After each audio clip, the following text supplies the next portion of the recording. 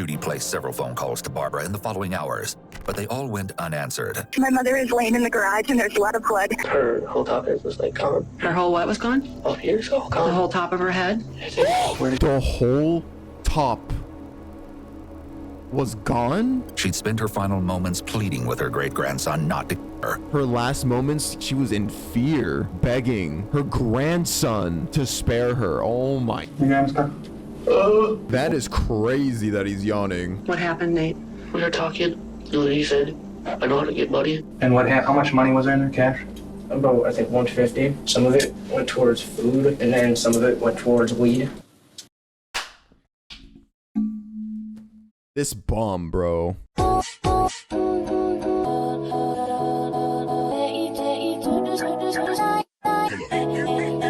You read the title right. So there's this, we're gonna watch a true crime case. A 13-year-old murders grandma for $155.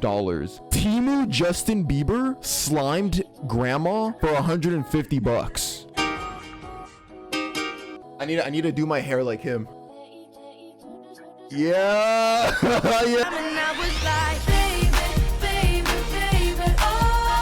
Bring this Justin back, man. But it just sounds absolutely crazy though, and I'll do seriousness. I had to just make that joke because he looks exactly like him. That's not to take away seriousness from the brutality of the case. And yeah, of course, we're back with the channel Explore With Us. I love hearing his very soothing, deep voice as he describes traumatic events to me. No, but yeah, before we get into today's video, as you can see, we are streaming on Twitch right now. There's chat above my head. Everybody say hi to YouTube. We watch videos like this all the time. True crime, Vocaloid, short films. It's a lot of fun. So yeah, follow me on Twitch to join us for moments like this. And also make sure you follow me on Instagram and Twitter to stay updated on my thirst traps. I'm kidding.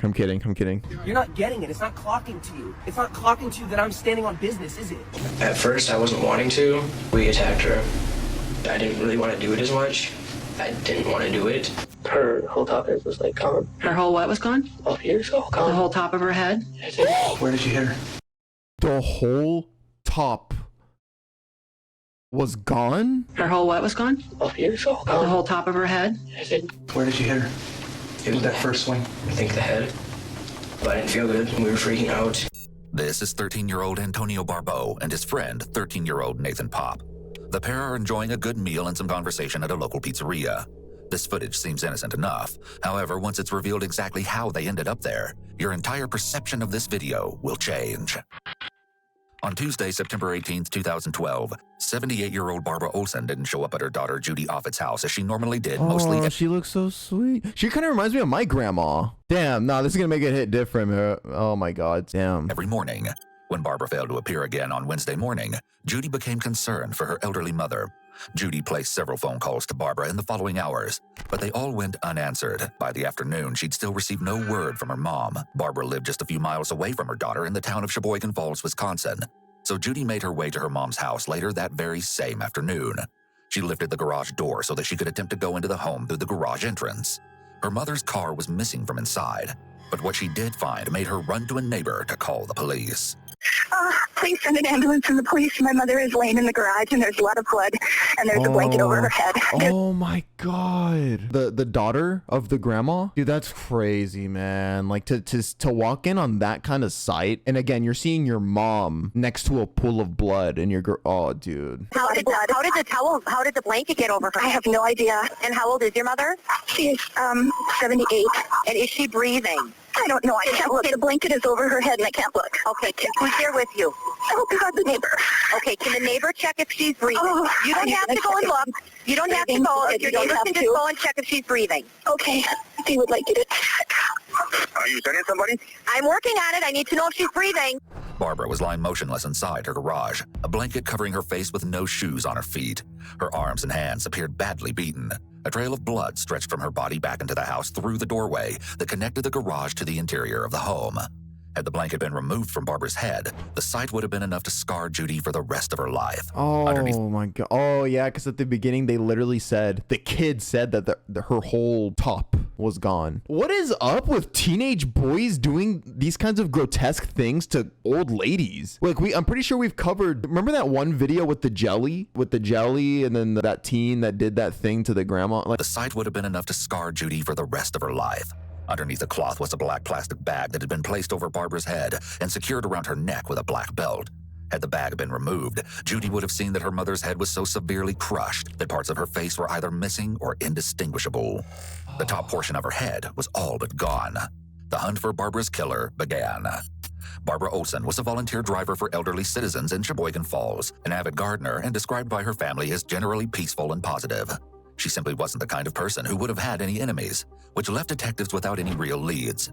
However, conversations with Barbara's family, as well as a few odd pieces of surveillance footage secured from multiple establishments around the area, landed detectives in front of two 13-year-olds, Barbara's great-grandson Antonio Barbeau, nicknamed Tino, and his friend Nathan. Can I just say one more thing about the grandma? In the description of her, it said that she was like a hard worker and how she had like all these different jobs and stuff. That just breaks my heart, bro. It's like the idea of grandmas and just old people in general continuing to work and work and work and work. Something about it just tugs at my heartstrings. I don't know why, because I remember my grandma when I was little, she used to work at Wendy's. Looking back at those memories now, now that I'm an adult and I understand how tough it is out there, I don't know, it makes me feel a little bit more for this lady here. Barbara's great-grandson Antonio Barbeau, nicknamed Tino, and his friend Nathan, or Nate Pop.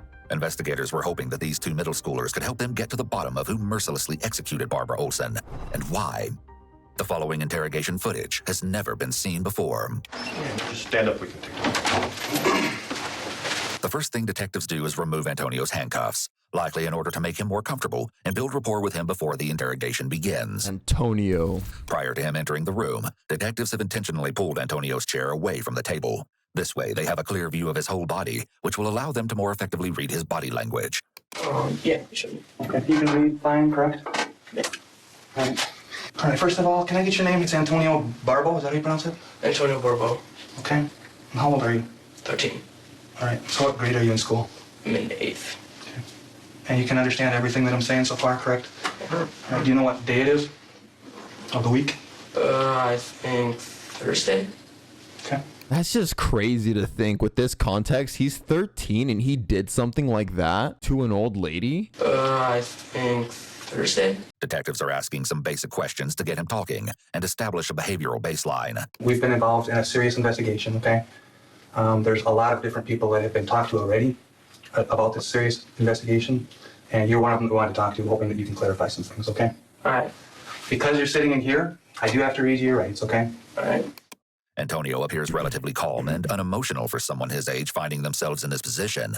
This is likely not his first run-in with law enforcement. Do you understand each of these rights? Yeah. Okay. Realizing that you have these rights, are you now willing to answer questions or make a statement, basically listen to me and answer the questions so that we can hopefully clarify something? I wonder if he's going to be tried as an adult at the end of this. Antonio might understand the literal meaning of his Miranda rights, but he's likely too young to understand the repercussions of speaking without an attorney being present. If a minor understands their Miranda rights, they have the ability to waive them. However, a court will review the situation more carefully than a waiver by an adult before admitting an incriminating response into evidence. The prosecution must know that the minor understood the situation and their rights, and the waiver was voluntary, knowing, and intelligent. The court will take into account the age and intelligence of the minor and any coercive or deceptive tactics by law enforcement, as well as the emotional state of the minor at the time. If a parent or guardian was not in the room, a minor may not have understood their rights or may have felt more pressure to cooperate with law enforcement. There was a serious incident involving your great-grandmother, I believe. Do you know who that would be? On her name my is? side? My side? Yeah, I think it is. Then Grandma Barb. Okay, what's her... Is it grandma or great-grandma? I just say Grandma. But is she your grandma or is she your She's my great-grandma? great-grandma. Okay. Do you know anything at all about what may have happened to her? Have you heard anything? Do you know anything at all? No, what happened? Okay. Well, like I said, it's a serious incident. She's not Wow. No, what happened? doing anything. Do you know anything at all? Boy, if you don't shut your ass up, if you don't shut your TEMU, Justin Bieber ass up. No. Do you know anything at all about what may have happened to her? Have you heard anything? Do you know anything at all? No, what happened? Okay. Well, like I said, it's a serious incident. She's not doing that well, and I'll get more to it later as far as the other people that we've talked to, what came up. So, okay. This is a strategically placed statement by the detectives. It lets Antonio in on the fact that detectives have spoken with other people before speaking to him. This leaves him to wonder what they already know.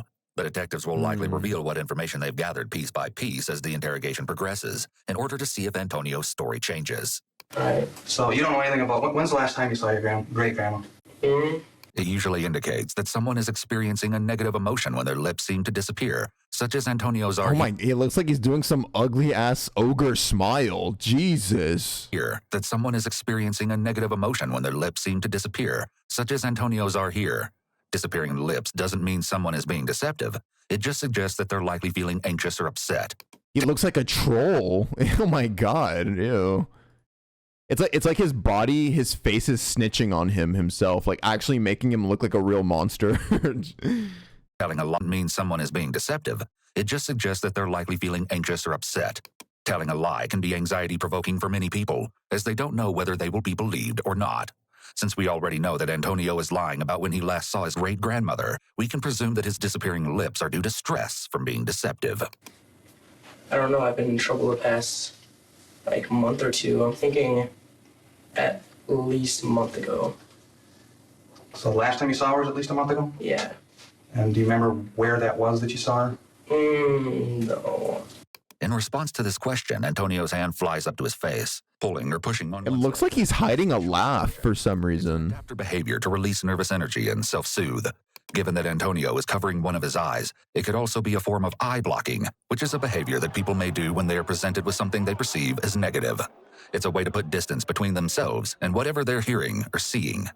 When an interrogation first begins, detectives will start with basic questions so they can get a feel for how the suspect responds to low-pressure questions. They will then compare that behavior to how the suspect acts with higher-pressure questions, like about the crime that has occurred. Antonio's baseline behavior involved very little movements, and he appeared relatively relaxed. However, as soon as questions about his great-grandma started, he began showing signs of stress.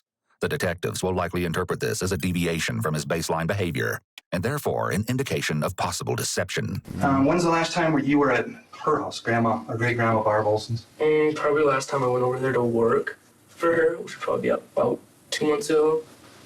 I remember I went over there, I put some leaves. Here, when asked again about his last interaction with his great-grandmother, we see more touching of the face and neck and very subtle movement of the leg.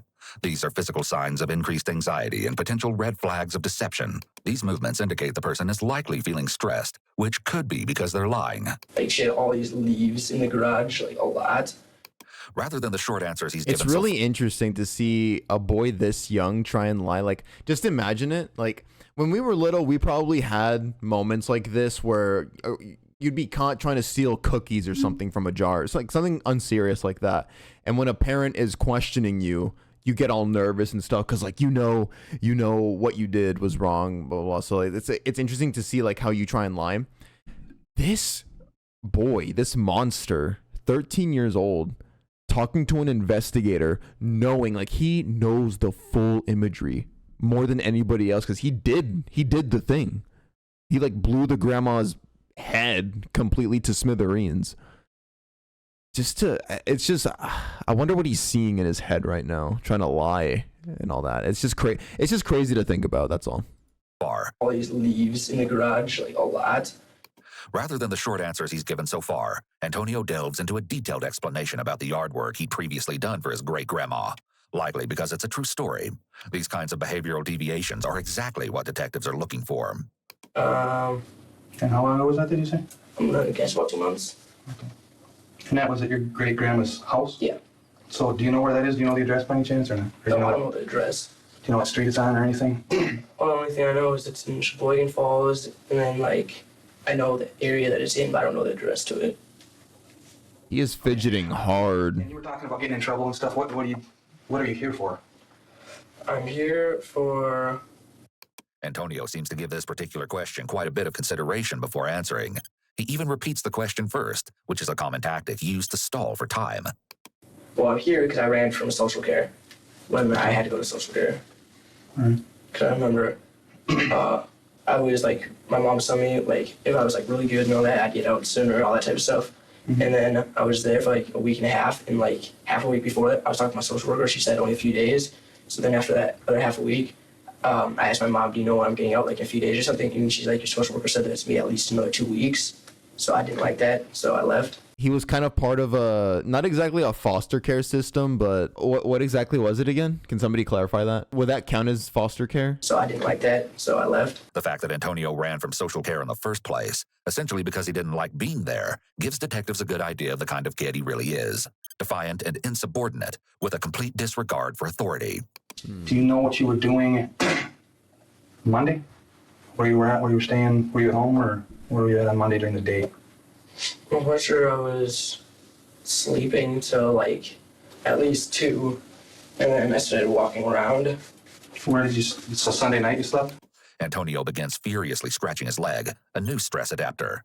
Skin scratching is closely associated with stress. When a person is feeling pressured, the body sends signals to immune cells to release chemicals like histamine, which can trigger inflammation and cause itching.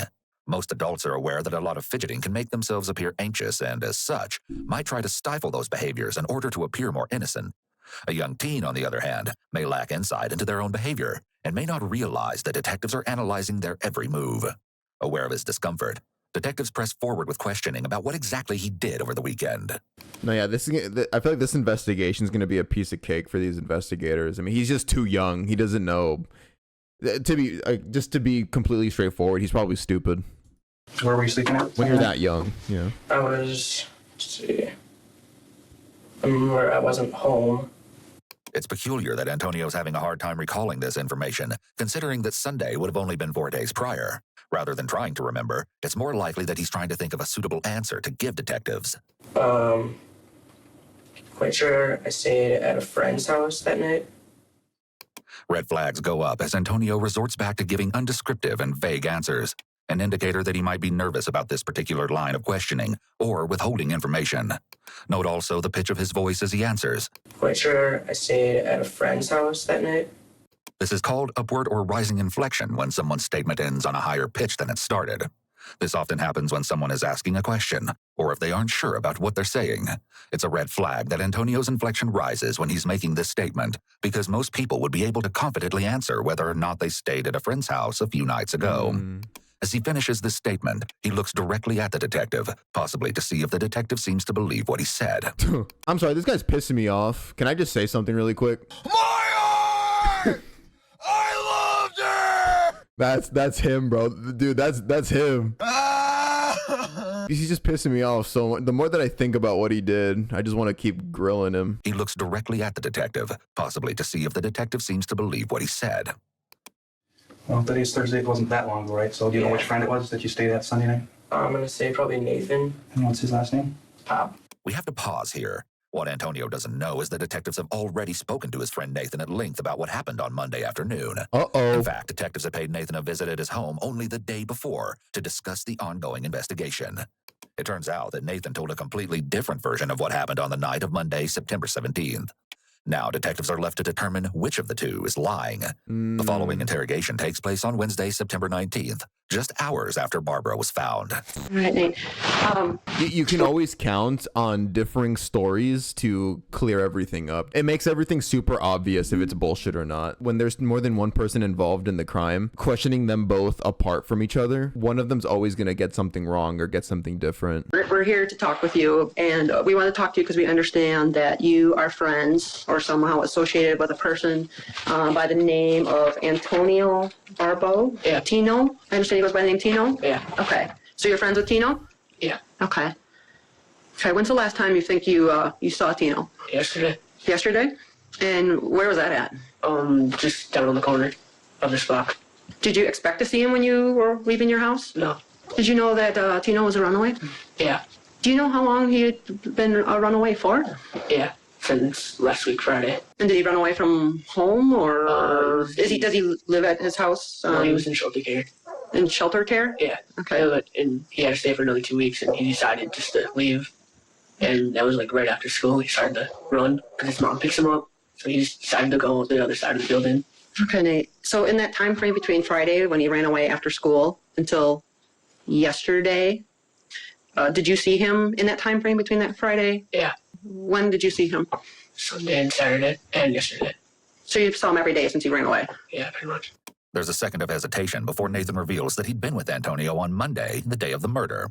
He was likely debating whether to lie or be honest about seeing Antonio that day. So that's crazy. So he's probably nervous because, I mean, as you can see by the title, the 13-year-old a grandma for $150. So it was probably this dude that offered him that dare or that offer, the $150 to do it. Not only is he being stared down by police, but he likely knows that Antonio is in custody already.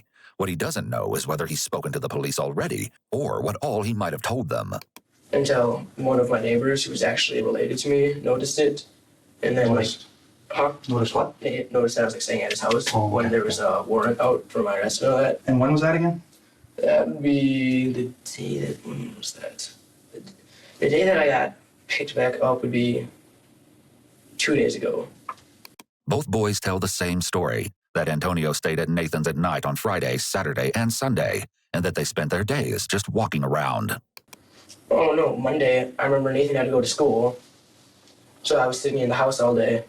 At his house? Yeah, I was watching TV most of the day. And like you can check the records, he was at school and all that. I remember I was sitting there watching TV most of the day until he got home. Rubbing the front of the neck is a common soothing technique as it stimulates the vagus nerves and sends signals to your brain to slow down your heart rate. People do this subconsciously when they're feeling insecure or threatened. In addition to the excessive neck rubbing, Antonio tells detectives they can check the school's records to prove that Nathan was at school on the day of the murder. This is an example of a qualifying statement or an add-on that is meant to increase the credibility of a claim. However, qualifying statements are, ironically, a common indicator of dishonesty.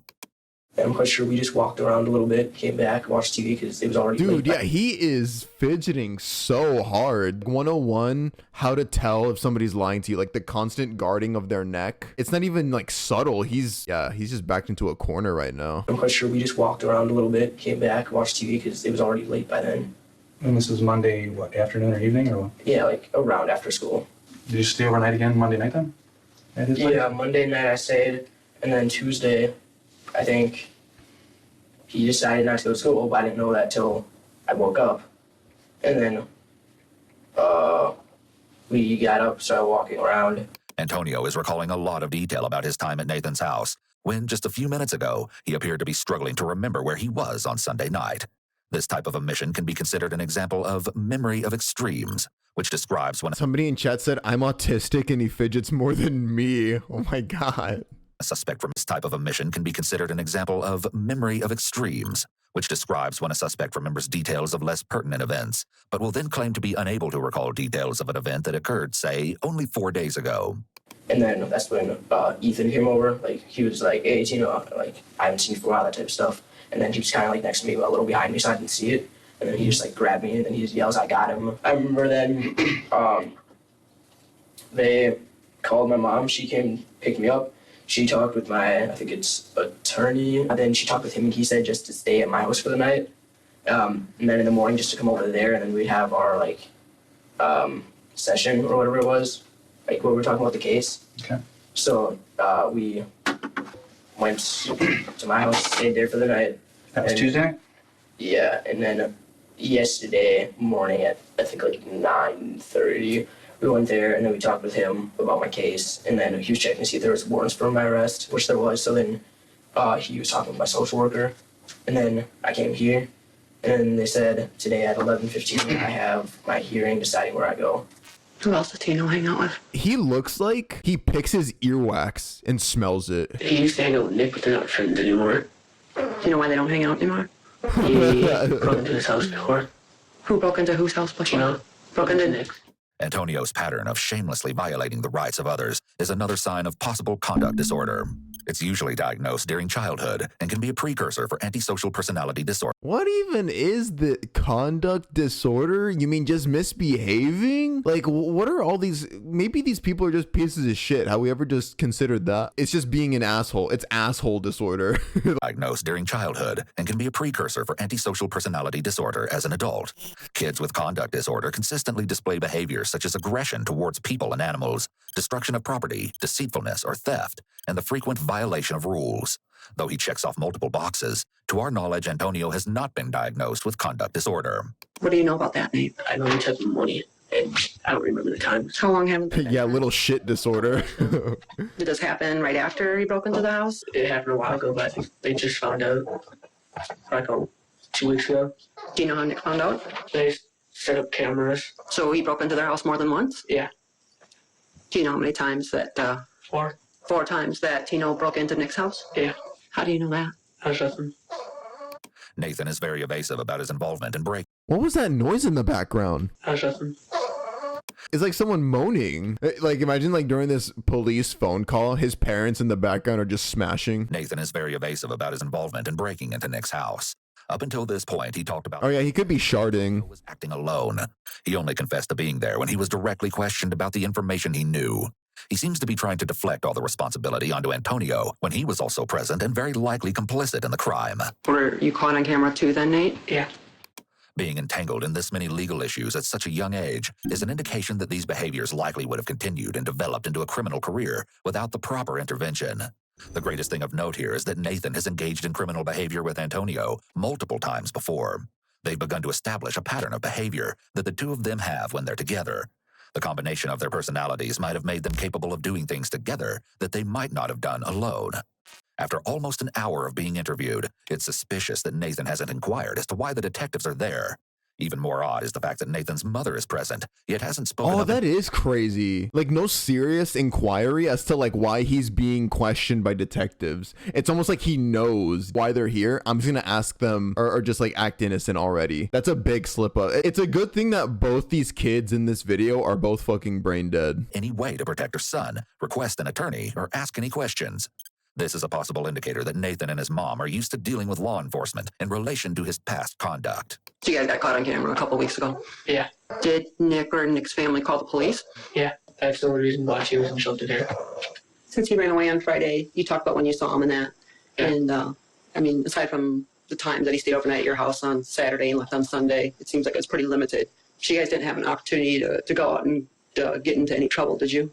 No. Okay. You guys didn't do anything against the law? No. Together since Friday? No. Did he tell you that he did anything against the law? No. The detective is hoping that Nathan will take the bait and at least admit to Antonio having done something illegal, but he continues to deny. At this point, detectives have dedicated about an hour to asking ancillary questions. Once she begins digging deeper into the crime in question, there's a good possibility that either Nathan won't be as generous with information or that he or his mother might request a lawyer. With those possibilities in mind, the detective is likely making sure that she extracts all the information she can get out of him before the real questioning begins. And Nathan's mom, when was she around? Does she work or? She does work, but it sometimes varies. She does a lot of overtime. Otherwise, I think she usually works Monday to Friday till like 3, I think. Antonio seems to know a considerable amount about Nathan's mom's work schedule. He even notes her occasional overtime. This knowledge has probably helped him and his friend Nathan sneak around in the past. Would there be any reason at all that some of these people that we've talked to would have said that you would have not necessarily been at Nathan's on Monday afternoon? No, because no one knew where I was. That's why I was missing. Okay. Were you in any vehicles at all at any time? Do you have any other friends that have cars or vehicles of any kind that you were with? Nate, I remember Nate's mom has a car, and he took the car, and I was in it once, and we went one time around the block. Antonio may be trying to appear open and honest by confessing to the relatively insignificant crime of underage driving. In reality, he's only emphasizing his disregard for rules and the safety of others. His ability to get away with reckless activities of this caliber is evidence of an apparent lack of parental supervision. Antonio is being raised by a single mother, which makes it nearly impossible to have eyes on him every hour of the day. If a single parent doesn't have a strong support system with which to raise a child, there is a significantly higher risk of that child developing behavioral issues of some sort.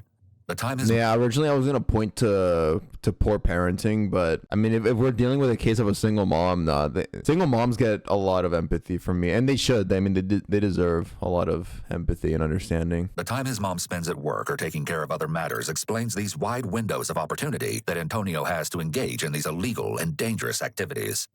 You with Nathan? Yeah. What kind of a car is that? It's pretty crappy red car. I don't know what it's called. I assume it's not a new car, it's an older one? Or? Yeah, it's an older car. And then... When was that Nathan drove around and you were in it? I think Sunday. And Nathan was driving it? Mm-hmm. You were in it? Where did you go then? Just around the block once. Would there be any reason at all that when we've talked with people, and like I said, we've talked to a bunch of people and we're still talking to people, that anyone would say that you would have been at your That smirk he does is just pissing me off. No, I had no reason to. The detective asks Antonio what's known as a bait question to see how he'll respond or if he'll at least admit to being close to the crime scene. It's interesting that his answer emphasizes the idea that he had no business in that area rather than a simple no. I mean, people would have known I was there. I wouldn't have just randomly been there. So you're straight out saying, and you had said before that the last time you saw her at all was at least a month ago? Yeah. So you would straight out be saying that if anybody said that they specifically saw you at your great-grandma Barb Olson's house anytime within the past 2-3 weeks or something, that they're lying? Yeah. The suspect clearly seems unconfident in his answer here. Innocent individuals are usually definite and forceful in their answers, especially if they're being accused of something. On the other hand, individuals who aren't completely guilt-free will give characteristically vague and weak answers that display their uncertainty. Do you know if any of the people that live by your great-grandma know you from seeing you there or anything?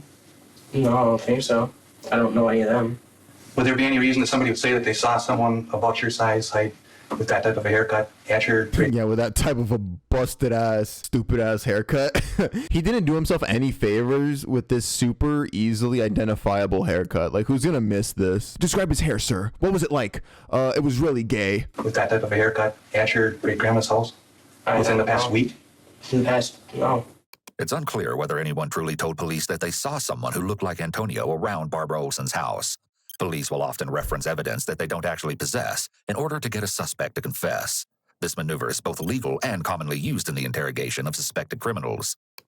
Okay, so you're straight out saying that you weren't there and they must be mistaken or lying or something? Yeah. Do you have any enemies that for any reason at all would lie about something like that? Especially if there was a serious incident involving your great-grandma that they would want to... TEMU Justin Bieber, do you have any ops that would lie about that? Would lie about something like that? Especially if there was a serious incident involving your great-grandma that they would want to point the police to you, basically? Not really. For sure not in Falls, because I barely go there. And then in Sheboygan, I really don't have that many enemies. I tend to get along with most people pretty easily. Make money, or do you get paid an allowance or anything like that? We were talking about allowance, but then I started getting in trouble, and then we never finished it. Finished talking about it. The detective suspects that there might be a financial motivation behind what happened. Omar, I'm sorry to break it to you, but he looks like you. Let's not. No, we're not doing that today. The detective suspects that there might be a financial motivation behind what happened to Antonio's great-grandmother. So, if you need something, if you need new clothes, if you want some soda, if you want something like that, does your mom give you the money, or how does that work, or you just don't get it, or what? If it's not that much... Did he just yawn? But otherwise, I really don't get stuff. Antonio's answer indicates that he comes from a low-income household. Oftentimes, young people who commit theft and similar crimes do so largely because of deprivation. This is concerning when combined with the fact that Antonio has demonstrated that he has no problem breaking the law in order to get his way. If I were to tell you that your great-grandma Barb Olson was killed, would that surprise you? This could be the freeze response. When someone encounters a threat, they may stop all movement so they don't draw unnecessary attention to themselves. Most innocent individuals would express shock, surprise, or sadness at hearing that a family member was killed. But Antonio appears to be frozen and shows no visible reaction. Someone who's guilty may feel panicked when they find out the victim has been found because they're worried about getting caught. Momentarily freezing is one way the body handles stress until the brain can kick in and decide what the best course of action is. Would you have any idea at all how that could have happened? No. No idea at all? No. I take it you're not real close to her as far as hearing that news and just... Very convincing. I mean, as I said, I never talked to her that often.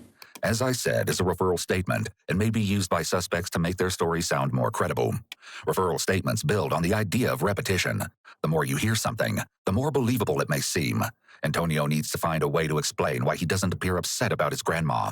He may think that if he can convince the detective that he wasn't close to her, this will explain his lack of emotion. It's important in this moment to remember that Antonio isn't the conventional suspect. He's only a teenager. Thus, the state of development that his brain is in plays a big part in his actions and reactions. Teenagers can be very self-centered, and this can be due in part to the fact that the prefrontal cortex, the rational part of the brain, doesn't fully develop until one is in their mid-20s. The prefrontal cortex is responsible for logical thinking and the comprehension of how one's decisions affect other people. Therefore, it's entirely possible that, though it's a tragic event, Antonio doesn't feel that his great-grandmother's death affects his everyday life and doesn't yet have the cognitive ability to clearly see how it will affect other people, which explains his emotional detachment from the situation. Though this can't possibly explain his reaction or lack thereof in its entirety, it's worth noting. I did a little bit. To be honest, I'm 26. I'm in my mid-20s. My frontal lobe is supposed to be fully developed. But I'm gonna be real with y'all. I'm still stupid as fuck. I think I need like 5 more years. Or lack thereof in its entirety, it's worth noting. Like, I did a little bit, but not that much. Do you use drugs at all? Any kind of drugs? I have done drugs, yeah. Okay. When's the last time you used any kind of a drug? At least a week ago. The detective is clearing the possibility that Antonio might have been on drugs at the time of the murder. If he were to have committed this crime in an intoxicated state, that could open the possibility for Antonio to use the diminished capacity defense in court. And what would that have been? Just weed. You haven't used any weed at all since about a week ago? Something like that? Yeah. So, again, if I came and said that we've talked to people that had mentioned that you were smoking marijuana within a week, like within a day or two, what would be I don't know how they would know, because when I do it, it's usually just by myself and, like, somewhere where no one's around. So if somebody was talking to you that said that they sold you weed within that week, that would be a lie? Yeah. Okay. Ooh. And if you would take a blood test or something, that's going to come back and show that it's been at least a week? Yeah. This is a misleading statement from the detective. No drug test, including a blood test, can reveal exactly how long it's been since the suspect last did drugs. Rather, a drug test tells conclusively so he was whether a person has done drugs bluffing. within a certain time frame, based on whether traces of the drug are still present in their system. A blood test specifically can tell whether or not a person has smoked marijuana within the last 3 days, or up to a week for heavy users. Have you ever been in that car, though? Your grandma's car? I think I've been in the back. That is crazy that he's yawning. I think I've been in the back before. She's like bringing me to my other grandma's house that's in Sheboygan Falls. But that would have been a really long time ago. Like, what are we talking, a year? Or? Like 4 or 5 months ago. But it was Yeah, at bro, least 4 or 5 bro, I was months getting since you were bored in talking that about how he Yeah, it's killed been his a really long grandma. time. So if we get evidence, and I'll tell you right now, we have that vehicle, and it's going to be able to show as far as fingerprints or whatever probably, that you've been in there within 4 to 5 months. If this claim sounds outlandish, that's because it is. It is not possible to date fingerprints. This is likely another lie to intimidate Antonio into confessing. In recent years, states across the country have begun to acknowledge that lying to minors in an interrogation is coercive and poses a much higher likelihood of yielding a false confession than if the suspect were an adult. Some states insist that suspects under 15 years of age have a parent, guardian, or other interested party present with them during questioning.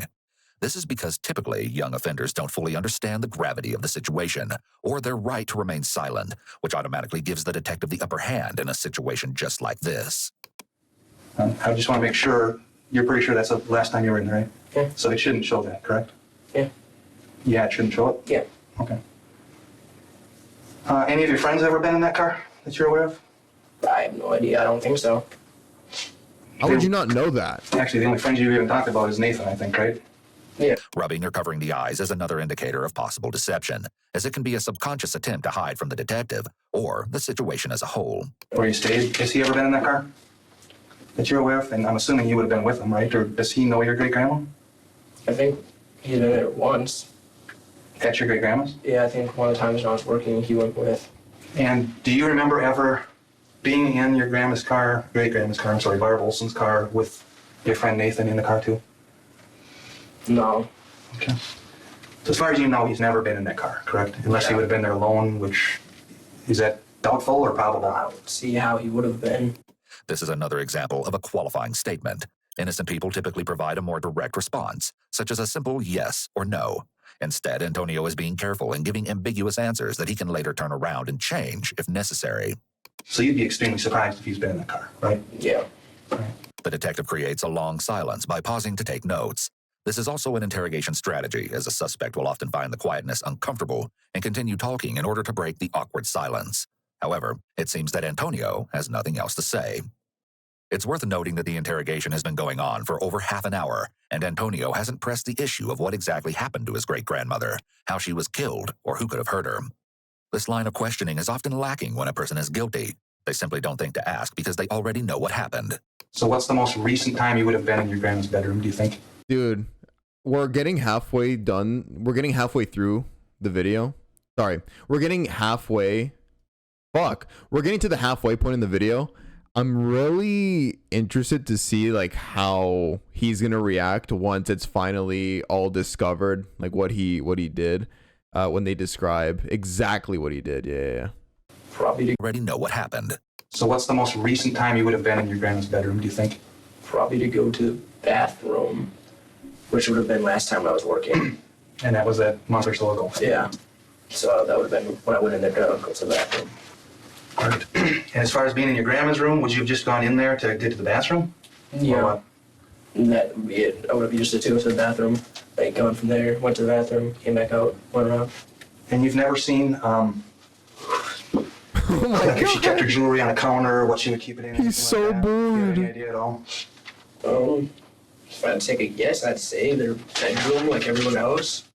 Antonio is yawning frequently. He could be experiencing excessive tiredness in relation to his marijuana usage, or he could genuinely be sleeping poorly in such uncomfortable conditions.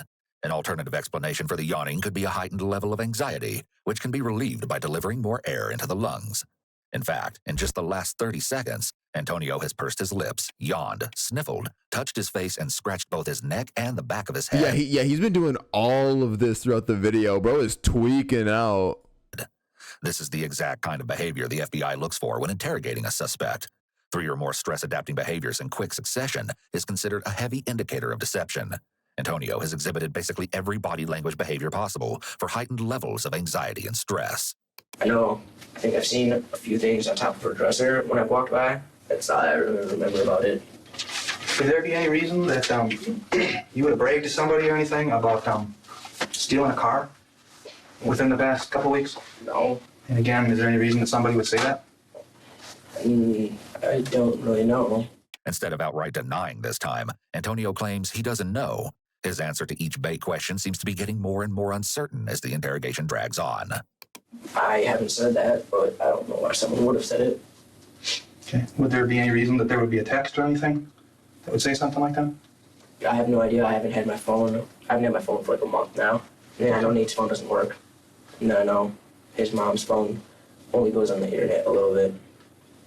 Did you have a cell phone before? I did before I was getting in trouble. I had a cell phone.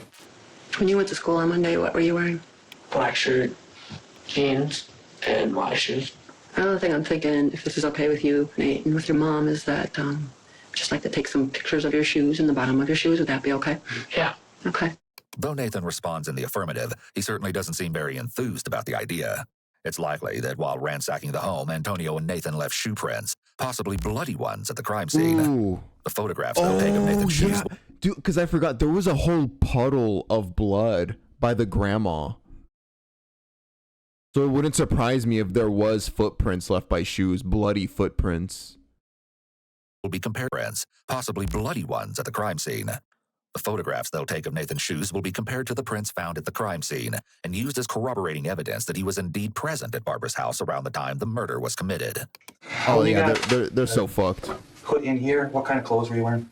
I wear clothes with a lot of designs, like a really designed t-shirt with like blue like coloring that was like shiny, and then a black like overcoat thing that I buttoned down the 2 bottoms, and then I'm quite sure light jeans. Blue or what? Yeah, light blue jeans, and then my shoes. Did you have socks or not? I'm wearing my socks. The same ones again? Yeah. If we would look at those shoes, would there be any reason at all that we would find any blood on them? No. And if we would find... Oh, he just dropped that fact on it. Like, hey, if we did go and find those shoes you just described, what if we found blood on them? And he, like, this dumbass still just like, anything he hears the cop ask, just say no. I feel like that's his logic in his brain. Anything they ask you, just say no, no, no. blood on those? Would there be any reason at all that we would find any blood on them? No. And if we would find blood on them, what would that be from? Can you think of anything? Were you ever near anything in the past couple weeks that there was any blood there? Not really. Not that I can think of. This fucking dumbass. No, he thinks that we're dumbasses. He thinks we're stupid. Not that I can remember. Referred to as a... That there was any blood there? Not really. Not that I can think of. Yeah, somebody in chat is kind of like ranting, going off on this kid right now. I have to agree though. Like, what is up with this kid to just be talking so, like, yeah, he's lying, but the way he's lying is like he doesn't give a fuck if he gets caught. He's just deny, whatever. If I get caught later, it's whatever. But don't confess to anything here. Just, I don't remember anything. This is referred to... That there was any blood there? Not really. Not that I can think of. This is referred to as a selective memory statement. Statements like these are hard to refute and easy for suspects to go back and change without it being obvious that they're outright lying. Though vague, this is still a strange statement since anyone, especially someone with only one pair of shoes, would surely remember stepping in blood. Are you the only person that wears those shoes? Yeah. So you never borrow them to Nathan? You never borrow them to your other friends that you... No, I don't borrow shoes because then I don't have shoes to wear. Because I only have one pair. Would it be okay with you if we took those shoes and checked them for blood? Sure, but I do have my hearing today, so I need them for that. Otherwise, I can't walk. Have you cleaned them lately at all? Not really. You didn't throw them in the dishwasher, you didn't put a bunch of bleach on them, something like that? No. I don't really clean my shoes. Okay. All right, we'll get back to that, I'm not sure, but I appreciate you letting us do it. shaking. That might help us to clear some stuff up. When's the last time you went out to eat anywhere? You know, to eat. Actually, out someplace, not just at Nathan's or at home or something, or at school. I mean, like out to a restaurant or Restaurants. something like that. I don't remember the last time I went to a restaurant. It had to have been months ago. When's the last time you were at Theo's Pizza? Theo's Pizza. Suspects may repeat the question in order to give themselves an extra moment or two to think about how they want to respond to a particular question. If they didn't have an answer ready and they didn't repeat the question, they would be left with an awkward silence. This uncomfortable lag in conversation could increase the suspect's anxiety, and they may worry that the detective will see their pause as suspicious. Oh, I've been there just like 2 days ago. Oh, wow, yeah, they have actual surveillance footage from that pizza place. Maybe 3. Confronted with the exact... Wait, that was the day after they killed her? September 18th at Theo's Pizza, a day after Barbara was killed. So they had known what they did, and then they're out here getting pizza, eating. How much you want to bet they were also talking about it at this, like, with this lunch? Fucking sitting across from each other, probably laughing, making jokes about that shit. See their pause as suspicious. Oh. Making jokes about it, laughing. I've been there just like 2 days ago. Maybe 3. Confronted with the exact name of the restaurant, Antonio changes his answer as if it had slipped his mind. It's hard to believe that someone would have completely forgotten something that only happened 2 or 3 days ago. So within that 2 to 3 months then? Well, no, I mean like 2 or 3 days. Right, so that's within 2 or 3 months that you just said, right? So it's Oh, I guess. 2 or 3 days ago, which if today's Thursday, you're saying either Tuesday or Monday? I'm gonna guess Tuesday. Tuesday? I think Tuesday. When someone is feeling very stressed, their mouth and throat may become dry. This can lead to behavior such as drinking more water, increased clearing of the throat, or increased licking of the lips. Do you know about what time? Oh, I'm gonna say like about 1. In the afternoon? Yeah, it's just a guess though. Were you there alone or? It was me and Nate. We went to get pizza. So how did you guys get to Theo's Pizza? It's not that far of a walk. So you just walked? Yeah, it's not that far. About how far? Probably about a 30-minute walk. And who paid for that? Butcher Nate's. We had $20. And where did you get that, do you know?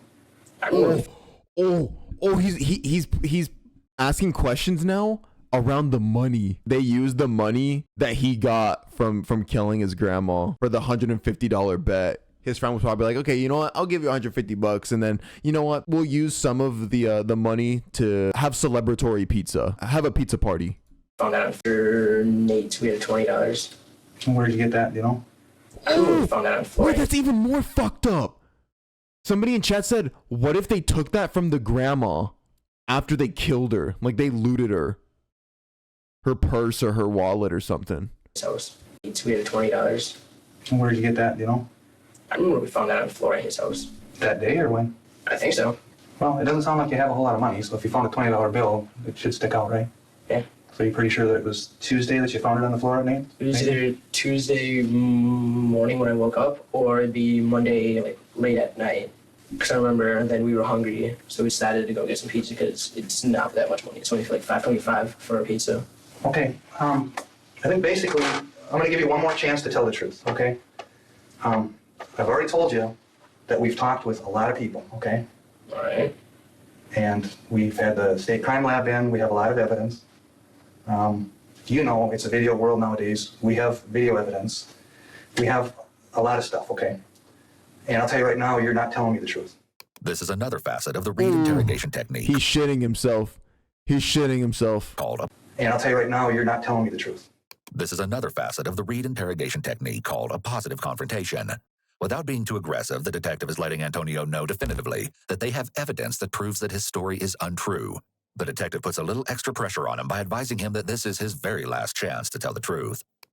Is there anything at all that you've talked to me about that you want to change your story and tell me the truth? Or do you want to stay with what I consider a lot of lies? And you need to really think about this, okay? And you need to think about your future, and you need to think about the potential of being in front of a judge and saying, he straight out lied about absolutely everything. He never took any credit for anything, and said that he had nothing to do with anything at all as far as great Grandma Olson. So think about it for a second. Let me just make sure. Yeah, he really said, I'm gonna let you think about that shit, bitch. If you really want to go in front of that judge and tell them everything you told me, with them knowing everything that they know, yeah, try that shit. Think about it. Here, the detective is giving Antonio an incentive to come clean, without specifically promising him any leniency by the prosecutor or judge in exchange for his honesty. Antonio sits in silence for several seconds, presumably thinking of things that an innocent person wouldn't have to think about. I'll say this to you, Nathan. I'll say it for your mom to hear it too. You've obviously gotten in trouble with Tino before, and I don't know if Tino's done anything or not here, but it's really important that you take care of you. Do you understand what I'm saying? Yeah. And not get sucked into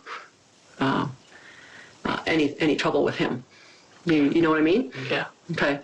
You understand the seriousness of this, right? And you understand that you're taking a big roll of the dice here, right? And apparently you want to try that. Wait, with what? With telling the truth or lying. You're telling me that you are straight up telling me the 100% truth about everything that you've told me, correct? No. Okay, I want you. Oh my god. Oh my.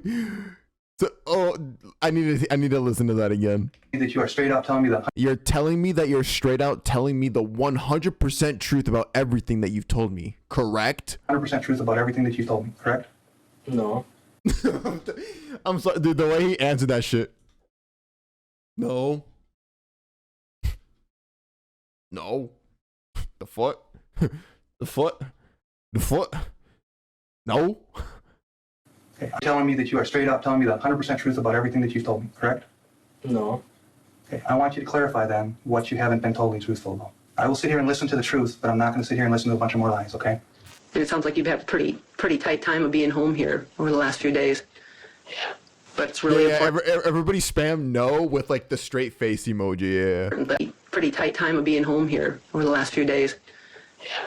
But it's really important that if you know, even if you know, like you weren't there, because it sounds like you've been here at home or here at school, except for on yesterday, that if he told you about something that he did, and it doesn't get you into trouble by telling us if he told you things that he did, but I don't want it to be any trouble for you if he did tell you that he did something against the law, since he's been a runaway since last Friday. And I know you don't want to get your friend into trouble, but it's pretty important that you not try to cover for him.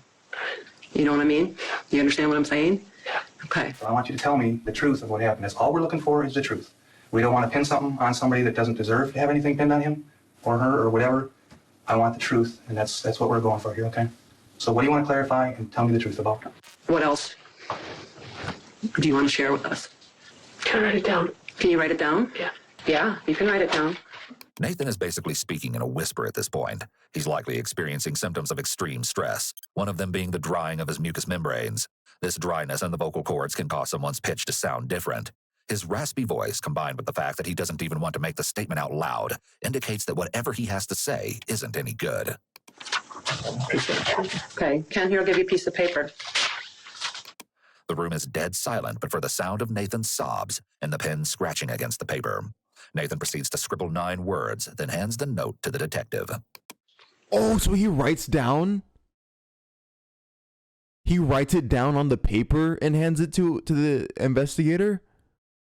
Well, that's crazy. Wait, what? Nathan proceeds to scribble 9 words, then hands the note to the detective. Oh, okay.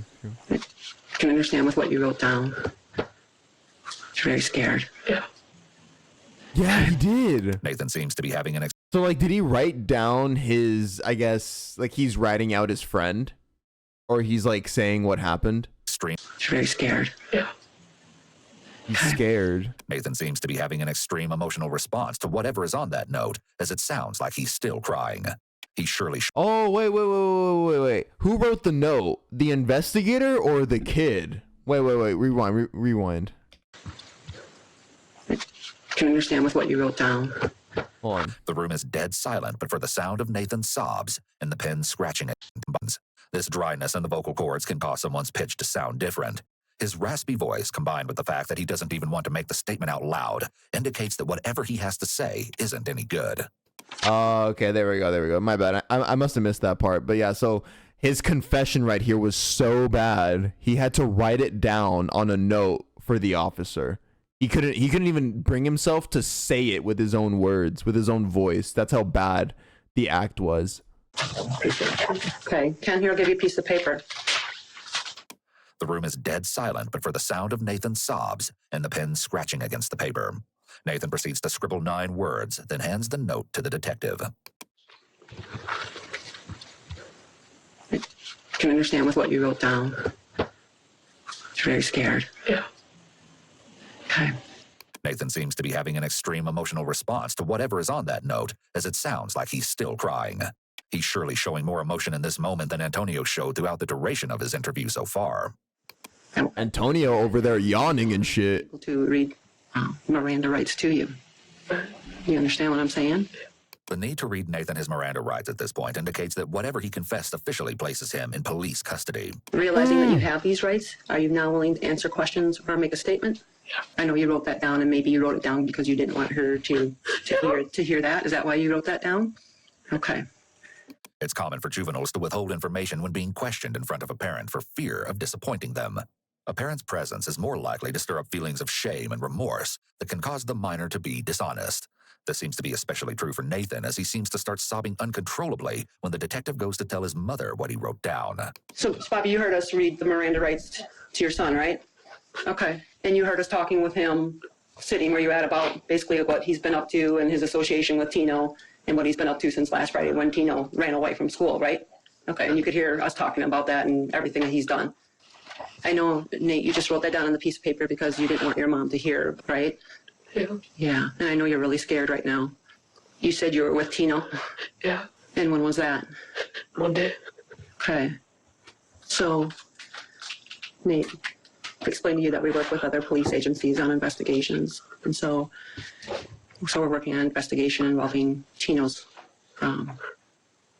it's his great-grandma, okay? Yeah. And you said you were with Tino on Monday. Yeah? Yeah. Tino did not go to school on Monday? No. Okay. And He was here. he was at your house? Yeah. When you left for school on Monday? Yeah. Nathan is now answering questions clearly and without delay, indicating that this is likely the true version of events. No, yeah, the fact that he stopped crying and like he's kind of locked in now with answering these questions, it's almost like whenever you tell the truth, like whatever he wrote on that paper, that was enough for him to now feel relieved, I guess. Like now that that weight is off of his shoulders, the keeping up the lie, now he's just speaking way more clear. On Monday. Clearly and without delay, indicating that this is likely the true version of events. On Monday, when you got home from school, what happened, Nate? We were talking, and he said, I know how to get money. And he said, He said, I know how to get money. No, don't. Dude, I thought going into this video, it was going to be some stupid ass reason. Like, oh, the friend dared me for $150. Like, hey, here's $150 if you like kill your grandma or something. Is it actually going to be that he killed his grandma just to steal $150 from her? But even if it was just for that, why go the extra, like just steal the money? I'm sorry, but like just do that. It's not right regardless. Why the violent murder? I know how to get money. Me and Nate did go to my grandma's Monday. And he said to kill his grandma. But I thought he was just joking around with me. Okay. And then I asked my mom to take us to Sheboygan Falls. And I told her that we were going to beat up one of our friends. And then we attacked her. A very interesting choice of words. When describing their crime, suspects will often use language that makes the offense sound less egregious, such as Antonio's use of the word attacked rather than killed. You and Nate attacked her? It was both of us. With what? Like hammer thing, and then like a hammer thing with an axe. And once again, I made another assumption that was proven wrong. It wasn't even with a gun. No wonder her head was so disfigured. They used a fucking hammer. And then like a hammer thing with an axe at the other end. And what time was it on Monday? An axe as well? Like probably like 4, 5. And why? Why was this done? At first, I wasn't wanting to. Like, we were in our garage through one of the doors, just like waiting. The garage door was open. Okay, the garage door was open at his grandma's house? He better be tried as an adult. He better get the life sentence. Plastic bag. She put it over his head, but he couldn't see out of it, so he just took it off. And then, right as I was open the door, his grandma like walked down and said, "Who was that?" And she's like, "Is that Tina?" And she was like, "No." And I'm standing behind the door, and she like tells, because I like stepped on something, and then she said, "Come out." And I came out, and then and she's like, "What do you do?" And she asked us if we were cold, and that's why we were in the garage. And Tina said, "Yeah." It's heartbreaking to think that Barbara's very last act was one of care and concern for the two boys who, not even 10 minutes later, would mercilessly end her life. And then she brought us in because she said she was going to call my mom. And I was already missing and wanted with a warrant. Mm-hmm. And I didn't want that done. So then, yeah. Antonio's. So then, yeah. You piece of shit. You little bitch. She took you in and then was just offering to get you help. And you do that over just not wanting to be in trouble? Like, after not wanting to be grounded? Oh my God, bro. Give me a fucking break. And then to do that kind of murder with hammers, with a hammer and an axe. That brutal. To leave her face all disfigured. Answer. And I didn't want that done. So then, yeah. Antonio's answer evades the detective's question of exactly why he attacked Barbara. His answer explains why he would have chosen that very moment to attack, but it doesn't explain what he and his friend are doing at his great-grandmother's house unannounced and armed with weapons. To steal his money. True motive will later prove to be one of the most chilling aspects of Barbara's murder. So that's your thought process? Is that you don't want grandma to call in, or great grandma to call in, you got the warrant and the police are going to come or whatever? Yeah. Okay, so what did you have that you attacked your great grandma with? It was like an axe-looking thing. How big was it about? Like that. So what are we saying, 12, 15 inches, something like that? Probably. You know what a hatchet is or not? I don't know what a hatchet is, but it was like an axe, but then it had like a flat side on it, like a flat metal side. And I think Nate just had a normal hammer. Okay, did you see him with that hammer? Notice how he's talking with the same calmness as before when he was lying. Whatever that you were talking From my about. garage. From your garage? And where did Nathan get that hammer? I think that was just in his house. Since the boys brought weapons from other locations to Barbara's house and didn't tell Nathan's mom the truth about where they were going, it's safe to say that their deadly assault was premeditated. What's even more disturbing is how monotone and impassive his description of events is. He's still maintaining his same cool demeanor and lack of emotion. However, exactly Antonio what isn't I fidgeting said. nearly as much as he was before. This lets detectives know that it's more likely that he's telling the truth now. Did you guys talk about this as far as what you were going to do? Obviously, if you got a hatchet and he got a hammer and you got a ride from his mom, there was some thought about it, right? What was the discussion?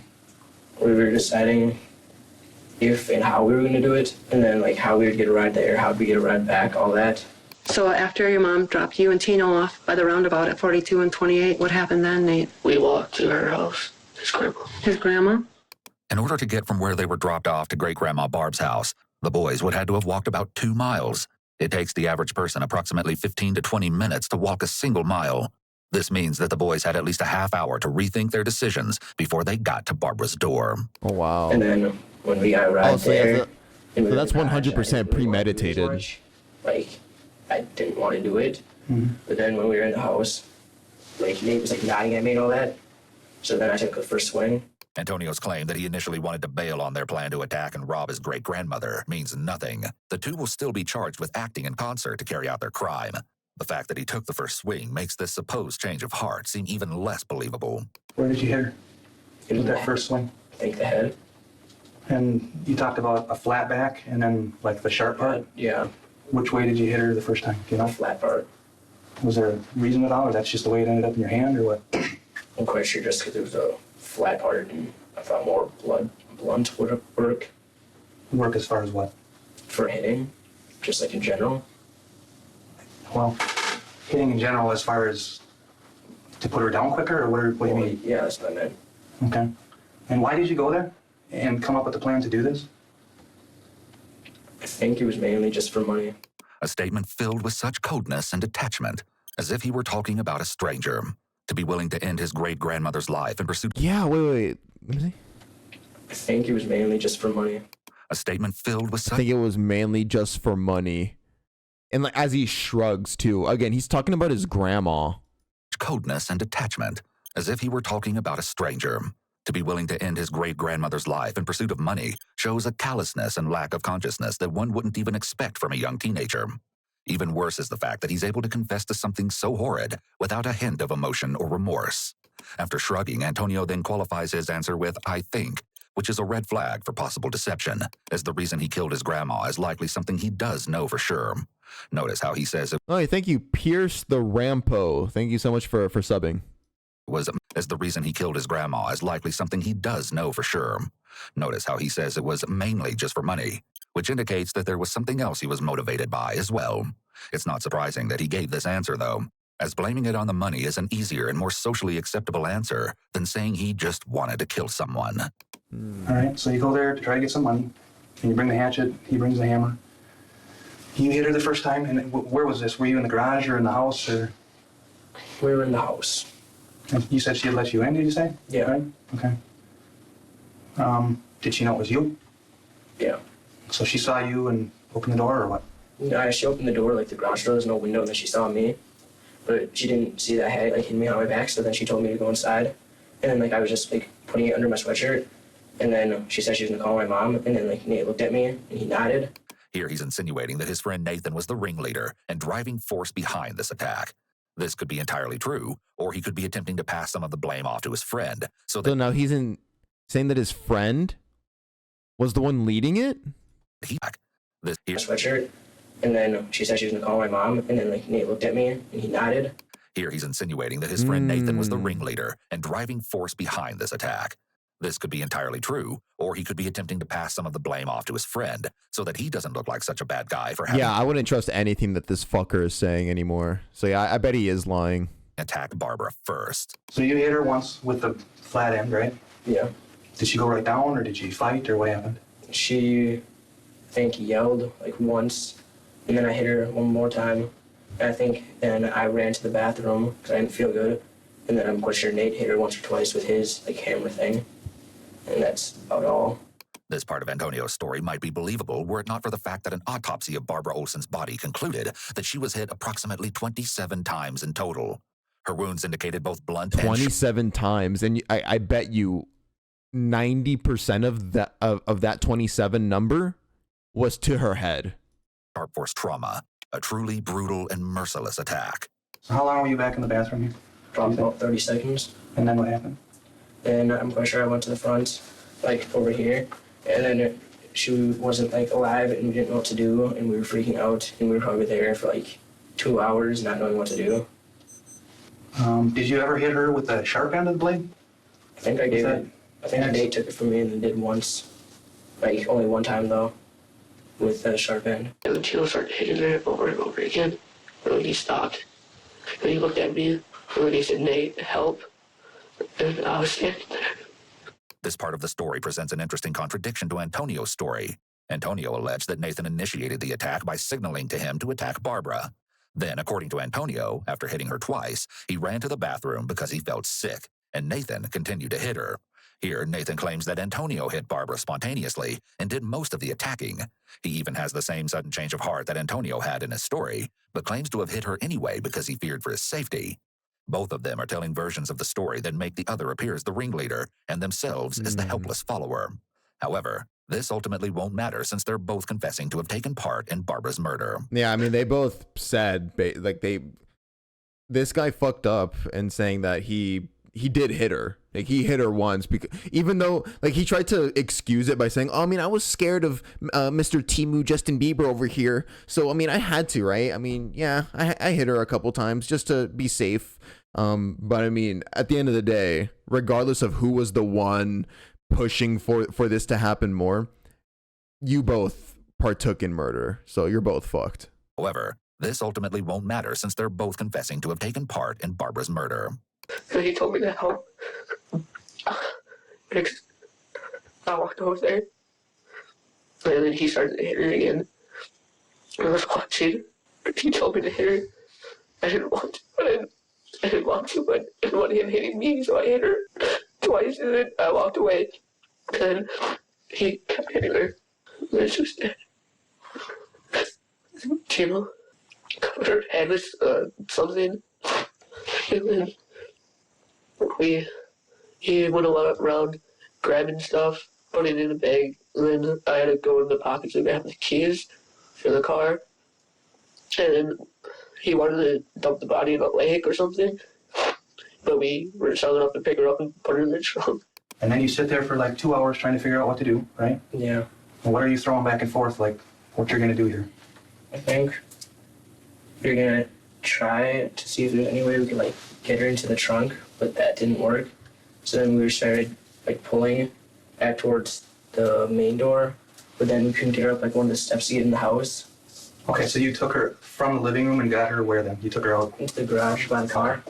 And was that both you and Nathan? Yeah, and then we couldn't get her in the trunk, so we just like started pulling. We were gonna go to the basement, but then we couldn't get up the first stair.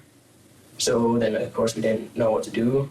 So we decided just to like leave it there and then go. So is like one of you on the hands and one on the legs, or what? Wait, did you pick up on that? Look how we referred to the grandma here. Yeah, and then we couldn't get her in the trunk, so we just like started pulling. We were gonna go to the basement, but then we couldn't get up the first stair.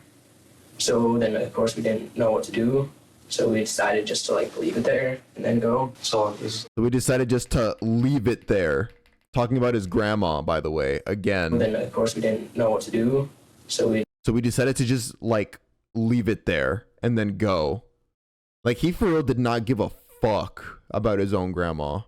Even right now, as he's getting interrogated, he's probably about to lose his life, and he's still talking about his grandma like a stranger. Like he just didn't give a fuck about her. Decided just to like leave it there and then go. So is like one of you on the hands and one on the legs, or what? We were trying to like we like sat out right there and then we tried lifting up, but like we couldn't even move it a few inches off the ground. So then we just like stopped trying.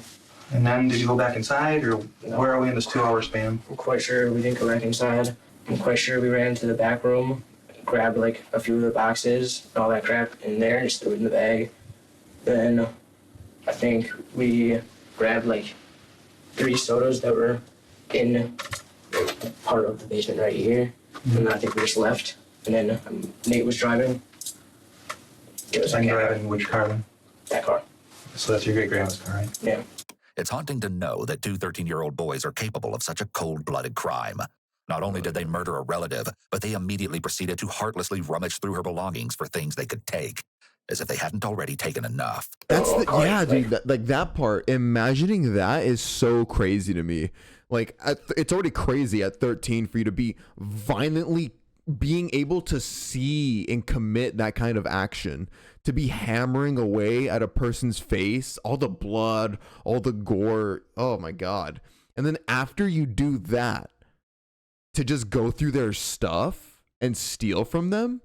And it's your grandma too. All of it is just so demonic. But it is though. Okay. You know that it's your great grandma's car though. Yeah. Okay. Which back room did you say you went into to grab some boxes? That. So her bedroom? Yeah. And what do you mean, what kind of boxes? I'm quite sure it had like jewelry, but it all looked like, as you said, fake and all that. And I remember she had like clip-on earrings and all that. Antonio's explanation of the crime throws up several red flags. It's heavily littered with selective statements such as "I think" and "I'm quite sure." If he'd only used these phrases once or twice, it might not have been suspicious. However, he uses these a half dozen times. Throughout his recount, he also alternates between referring to the body as it and her. Perhaps this is his attempt to distance himself emotionally from the victim. And he wanted me to drive, and then I got in the driver's seat, he got in the passenger's, and we opened the garage door, drove out, and closed it, and came back here. And where did you drive her car to, Nate? By a church. By a church? Yeah. And then we walked to my house. Then you came back here? Yeah. And then he went to the purse and grabbed the money, and then he threw it in the store. And then we just went to bed that night. And then yesterday, yeah. Then we took the car and parked it at some bowling place. And then we went, because he was hungry, so he wanted to buy Theo's pizza. And we ate there. And he said just leave the car there. So we bought gloves and wipes to wipe the car down. Jesus. So they went on like a little shopping spree with the money they stole. First to get cleaning supplies for the blood in the body and stuff. And then they go to get pizza. Get our fingerprints off. And we just left the car. And we walked to my house. Nathan is leaving out a particularly interesting purchase that the boys made with the stolen money. He's likely omitting this information out of fear that divulging it will make him look even worse in the eyes of the law and detectives. Soon, we'll find out exactly where the majority of the proceeds from their heist went. So then you go out, you said he drove? Yeah, he drove. And where did you go from What there? do you think they used most of the money for, chap? We parked by like some bank that was like 2 blocks away from his house, and we just walked there. So 2 blocks away from Nate's house? Yeah. Okay. And then we walked back to his house, and I think we were just there for the rest of the night. And then the next day is the day he didn't want to go to school. So what happens on Tuesday with you guys? We went Weed? and, Oh, they we do took smoke weed. The car to a place across from McDonald's, and then parked there. And then we bought, like we walked, bought some pizza, ate. Then when we were walking back, we went and got gloves and cleaning stuff. And we went to the car, just kind of wiped it down a little bit, then left the car keys in the car, and then left it, like unlocked and everything. Where was that? I think across from McDonald's. Oddly enough, Antonio omitted the same detail that Nate did concerning how they used the money. Neither of them want to admit where most of the money went. Remind me again, if you already said it, what happened to her purse? We took that, and then the actual purse thing, I think we threw it down a sewer. And who threw that down? Nate did. He ran outside and threw it. Okay. Was there anything in the purse that you guys took? There was money, like cash, nothing else that we kept. You just told us a lot of things, okay? So, and I know you don't want to keep talking about it. I know it's really hard for you to talk about it, but I just have to ask some questions, okay? At this point in the interrogation, the detective is going to go back over Nathan's story and ask clarifying questions in order to make sure she has his story correct, and also to note any changes he might make to his version of events. When did he tell you or show you that he had the hatchet, right when you got home from school? Yeah. What did he say? He said she was somewhat rich, and that he was going to get the credit card pin to take all her money out. But he wasn't going to kill her right away. She was going to, like, scare her. And then right as she go grab for that, he was going to hit her in the back of the head. He said that was what his plan was? Yes. Nathan is placing all the planning on So Antonio. he wanted to steal the pin to her credit card to be able to use. Yeah. To basically have access to all of her funds. And making He said her, and then right as she go grab for that, he was going to hit her in the back of the head. He said that was what his plan was? Yes. Nathan is placing all the planning on Antonio and making himself seem more like a bystander who's just going along with what Antonio says. Co-defendants often do this in the hopes that they'll get less time, since they weren't the mastermind behind the crime. Did he have anything else with him? Hammer. A hammer? Yeah. Okay. Did he also get that from his house? No. Here. So he had the hammer too? No, he made me hold that. Nathan claims that Antonio made him hold the hammer, but doesn't say exactly how he made him do this. It doesn't seem very plausible or possible that Antonio physically forced Nathan to hold the hammer. He's clearly attempting to downplay his involvement in the crime. So you held the hammer, and then did you guys take anything else with you? No. So then you told your mom that you're going to see a friend? You guys are going to see a friend out there? Yeah. Had you been to his grandma's house before? Yeah. You met her before? I really paid her. He just went there to earn money, but he was going to steal the money because he was going to do like yard work to get paid. Uh-huh. But when he went inside, I guess he took 100. That was another time? Yeah, it was months ago. Months ago? Yeah. Okay. Oh, so they had been stealing money before this on different occasions. According to Nathan, Antonio has stolen from his great-grandma Barbara before. This might explain why he was under the impression that she had lots of money, or why she was the first target that came to his mind when he was concocting his plans to get some cash. You said you got to her house and the garage door was open? Yeah. You guys walk in the garage? We walked in the garage, tried the bags, didn't like really work out. What were you doing with the bags? Putting over our heads. Why is that? Just so she couldn't tell who we were. In Nathan's initial telling of the story, he claims that only Antonio tried to put a bag over his head to conceal his identity. It's not uncommon for suspects to leave things out or lie about minor details to save as much face as possible, even after they've already confessed to the major details. And then that didn't work out, so I gave him my sweatshirt to wear to cover his face. Did you then hide in the garage or kind of stand off to the side? I said he wanted me to open the door. To go inside to her house? Yes, but right as I went to open it, it opened and she was standing right there. And he's like, do you want to come inside? And then he said yes, so we went inside. And she's like, don't steal none of my money. This offhand comment from Barbara to Antonio indicates that she's aware that he's stolen money from her before. Oh, so she knew. I mean, honestly, I'm not surprised by that. I mean, again, these are 13-year-olds. They're probably stupid about how they go about stealing money. Like, it's really obvious. Like, if there's one thing people don't play about, it's their money. So I'm sure she knew a while back that they were stealing money, but she just never wanted to point it out because, I mean, they're kids. He's her grandson. Yeah, I don't know. Like, maybe she was just trying to be nice, and then look what that got her. Like, look what they did to her. Even still, like, being nice, not wanting to get them in trouble. And then, look at me, and then look at her, and then she said she's gonna call his mom, and then right after she said that, he hit her on the head. He, like, stumbled to the floor, hit her once to the floor, and then hit her 3 more times. She said stop it. Her hands were in the way, so he probably hit her hands and arms. This account coincides with that battered state of Barbara's arms when her body was found. She'd spent her final moments pleading with her great-grandson not to kill her, while Dude, I can't even imagining that scene, just absolutely heartbreaking and traumatizing, to be honest. Her last moments, I mean, yeah, think about it. She was in fear, begging her grandson to spare her. Oh my God. attempting to shield her head and face from the vicious attack. And he said, Nate, help. Okay. And then he took off the sweatshirt. And then he walked over and started to hit her again. And then I slowly walked over. And I was panicking. I didn't know if I should do it or not. And I didn't want him to start hitting me, so I hit her. This is a rather large deviation from Antonio's story. According to Antonio, both he and Nathan only struck Barbara a few times with their weapons. Nathan is describing a scene where Antonio is savagely beating his great-grandmother, even taking a second to remove his sweatshirt before continuing to bludgeon her to death. She got knocked unconscious. And then she started to snore. And then Nathan, just used the sharp side and hit her really hard, and it got stuck in there. And yeah, she wasn't snoring, buddy. She was struggling to breathe. The whole top of her head? I think. If nothing else, the sheer extent of the overkill seen here is enough to provide evidence of the intent to kill Barbara. The attack was simply too brutal to be the result of a robbery gone wrong. I started to panic again, and then I was pacing back and forth because I didn't really want to do it. Oh yeah, that's the phrase for it, death rattle. He was doing the same, and he grabbed lights and told me to go wipe down the door handles that we touched. Their choice to clean up after themselves before leaving the scene of the crime is further proof that the two were indeed aware and thinking competently throughout the ordeal. Especially Antonio, who, according to Nathan's story, is instructing him on how to cover up the crime scene. Nathan's version of the story does a convincing job of painting Antonio as the evil genius. And when you realized you couldn't lift her back up into the trunk, you dragged her back towards the door that goes into the house?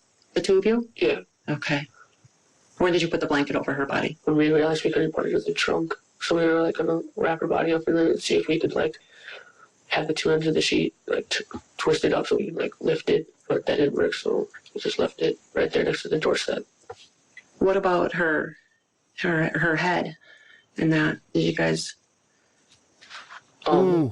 He put plastic bags over it, and then.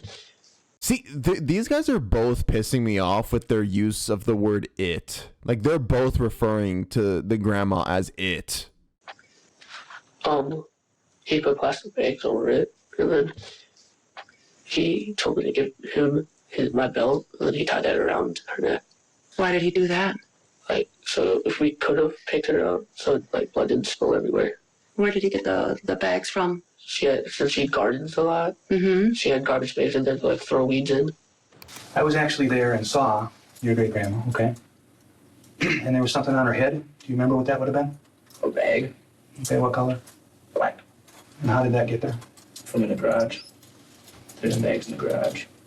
And why was it put on there? Oh, he's pissing the fuck out of me. I can't hide it. I try to move past it. Dude, the way he's speaking so casually, just playing with his hands or whatever it is he's playing with. Just answering in such a bored manner. And why was it put on there? Because I didn't like seeing it. Didn't like seeing her face or what? Yeah. Or I don't want to put words in your mouth, so what didn't you like seeing? Everything that happened.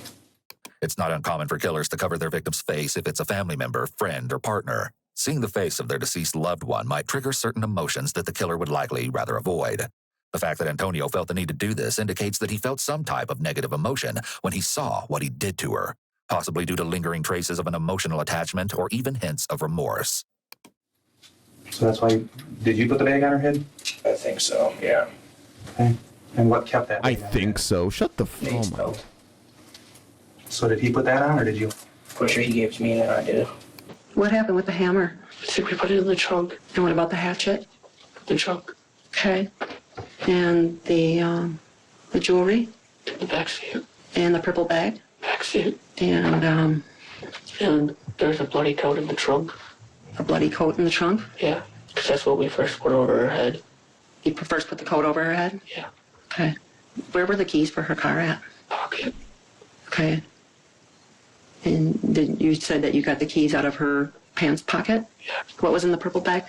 She had like shoes and a camera case with a camera in it, and then a wallet, and then her purse. And then we put like cleaning the wipes in it. Mm-hmm. And that's all we put in that bag. And then he wanted to sell the jewelry so he could have money, because he was just going to run away. And how much money was there in there, cash? About, I think, 150. And where is that? Some of it went towards food, and then Oh, okay, we're about to find out, I think, exactly how they spent the money. So the pizza was cheap. They bought some cleaning supplies. I wonder where the majority of that money was spent. we got pizza, and then some of it went towards weed.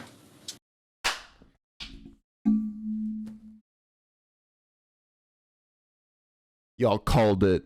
Y'all fucking called it. This bomb, bro. And then some of it went towards weed, which I think is actually still at his house upstairs, if he didn't get it yet. And then I think that's it. So all the money's gone? How are you able to go out and spend her money that you stole after that on things to enjoy? Him and his friend got pizza and then they got high together, probably laughing about what they had done. So all the money's gone? Yeah. So you just took the cash out of there? Yeah. What did you keep from the purse? The money. Just the cash? Yeah. And we took the money, bought weed, How much weed did you buy? 145 worth. Who did you buy that from? I don't know who he bought it from. Tino bought the weed? Yeah. Were you with him when he bought it? No. Where did you guys buy it at? Or where did he buy it at? And he bought it from some kids that he knew who were in high school. Who actually bought the weed? They were, like, both of us, we were both there. Oh, did you both actually have the money and give it to whoever you bought the weed from? I think I had, like, the money with me. Like, I kept it in my pocket. Have you bought it from whoever that person is before or not? Yeah, I have. Antonio and Nathan managed to steal a mere $155 from Grandma Barbara's house. They proceeded to spend all but $10 of that money on weed and the rest of it on pizza, both momentary and fleeting desires. They enjoyed getting high and having a meal at the cost of a human life. Their young age is certainly a reason for their poor decision-making, but their actions go far beyond the self-centeredness of typical teenagers. Their actions and mindset are very much reflective of children with severe conduct disorder. And we woke up the next morning. Tuesday morning? Yeah. Yesterday morning? Yeah. And then that's when I decided not to go to school. What about the stuff in the trunk? I just left it there. And the keys are sitting on the seat. Because Tino thought that if somebody asked to do box spots, the keys just sitting there, that he would take the car. And if they find the car, they would have thought he did it. This half-baked plan is full of sizable holes. It goes to show their immaturity and unsophisticated thinking, which is to be expected from offenders of their age. And you woke up today and went to school? Yeah, and then Tino wasn't at school. Okay. It's interesting that Nathan resolved to go to school the next day. After the events of Monday afternoon, he was probably eager to resume his normal life. Realistically, Nathan said goodbye to his childhood as soon as he participated in the murder, and he likely felt this. Do you have any questions for us right now or not? Mainly just how much time I'm looking at. After ending his own great-grand... Dude, do you have any questions for us? Maybe just like how much time I'm looking at after doing this thing. I mean, I just like murdered my grandma, so like just rip the Band-Aid off. How much time am I gonna do? Mother's life. Mainly just how much time I'm looking at. After ending his own great-grandmother's life, scarring his whole family, including his mother, and implicating his closest friend, Antonio is still only concerned about the consequences that will affect him. His fidgeting hands indicate... Yeah, yeah. When am I gonna get my weed back? Can I get high? Like, dude, like we spent all of her we spent all of her hard-earned money on that, so like I don't want to let it go to waste. that the Antonio is still only concerned about the consequences that will affect him. His fidgeting hands indicate that the amount of time he'll spend in prison is a source of great anxiety for him. I don't make that decision. Obviously, there's a district attorney that is going to file charges, and it's up to the judge or jury as far as that. But, And then am I still have my hearing today or no? I'm not sure. I can tell you that you're not going to get out if you do have the hearing. Yeah. Because you are going to end up getting charged. You realize that, right? Yeah. And do you realize what you're getting charged with? Murder. Right. So first-degree intentional homicide. He just knows, and he can't even look at the people in the eye. Do you know what you're getting charged with? Murder. Like, he just straight up murder. Nah, yeah, no. Thank God that this kid is probably, hopefully, locked up by now. Because imagine if he was older. Homicide of what you're getting charged with. Murder.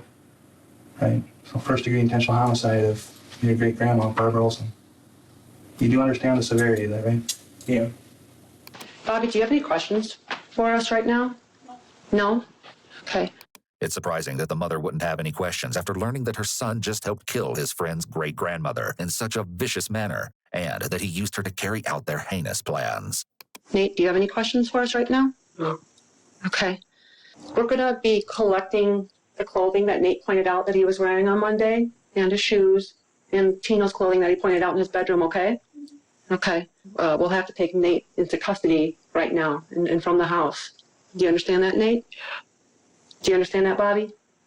Yeah. Okay, you realize what you're going to be charged with. I've told you, right? Mm-hmm. One other thing, I actually heard that you were a really good kid and into sports and all kinds of stuff, and then something happened. I was hit by a car. Right? Okay. Oh, okay. Then something you were a good kid, then what happened? Oh, I was hit by a car, and I guess that made me want to kill my grandma. I don't know. So then something happened. I was hit by a car. Right? So then, is that what happened? That you go from being into sports and a good kid to what we just talked about? Or what else is in the middle of there? Not being able to do anything. What do you mean? Like, everything I wanted to ever do had to do with some sort of combat or, like, stuff I wasn't allowed to do because of my head. Like, I wanted to be in boxing and MMA and football. And because of what happened to your head, you couldn't do any of that? No. What happened?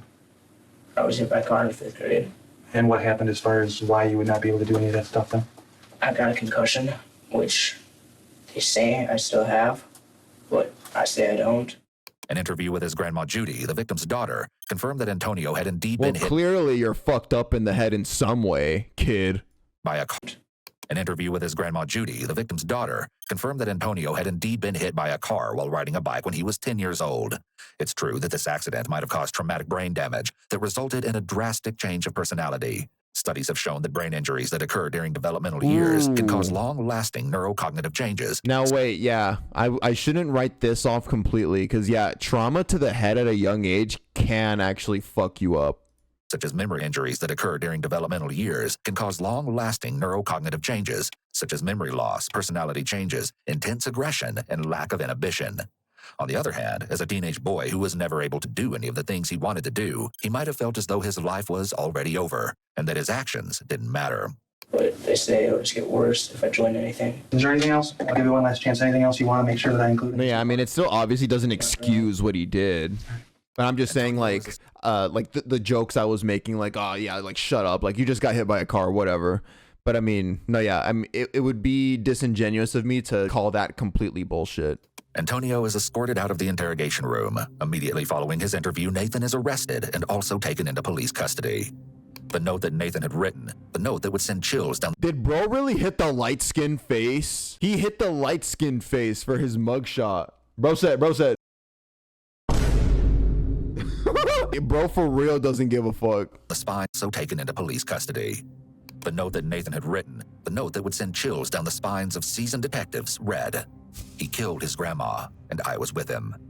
Antonio initially pleaded not guilty to the murder on the grounds that he was mentally ill. A psychiatrist who assessed Antonio testified at his trial that Antonio does indeed suffer from cognitive issues caused by him being hit by a car just a few years prior. However, it seemed that this crime was simply too heinous to be overlooked. Even the judge would say that this was the worst case he'd seen in his 24 years as a judicial officer. On June 24, 2013, he changed his plea to no contest as part of a plea deal. On August 12, Antonio Barbeau was found guilty of the first-degree intentional homicide of his great-grandmother, Barbara Olson, and sentenced to life in prison with the possibility of parole in 36 years. Meantime, justice. In the meantime, Nathan's trial was still ongoing. In fact, Antonio would testify at his dear friend's trial. He would take the stand and tell the court that Nathan was not the clueless follower the defense tried to paint him to be. He claimed that Nathan was just as involved in the planning of the murder and just as invested. No, you guys are saying 36 years. No, he was sentenced to life in prison, but in 36 years, he'll have a chance at like asking for parole. In carrying out the murder as he was. On the opposing side, Nathan's relatives argue that Nathan had the social development of a child and could easily be influenced into doing something that horrific by someone like Antonio. At the end of the day, the gruesome and severe nature of Barbara's injuries, demonstrated by crime scene photos presented in the courtroom, attested to the fact that there was very likely more than one active killer. That was all the convincing the jury needed.